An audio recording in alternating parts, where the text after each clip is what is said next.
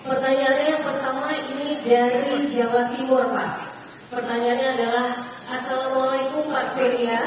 Pak Surya izin bertanya, kenapa Pak Surya tidak mencalonkan anaknya sebagai wakil presiden? Tolong dijawab sebagai ketua umum. Silakan dijawab Pak Surya. Izin silakan Pak. Pertanyaannya begini sih. Harusnya ini pertanyaan bukan pada saya, bagi kita semuanya. Baiklah. Saya pikir yang pertama, saya coba intip dulu anak saya. Saya lihat dia baik-baik, cocok apa enggak ini. Yang kedua, tentu saya berpikir pada saya, pantasnya saya menjadi calon wapres. Walaupun saya punya kesempatan mencalonkan dia, bisa pikir pantas kan?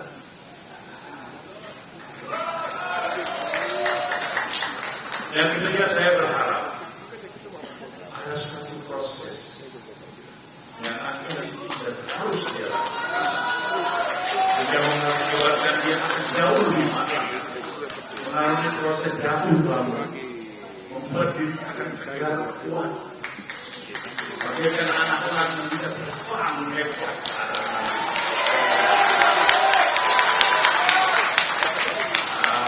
Orang tua dulu menyatakan kalau bisa dia harus makan pohon dulu,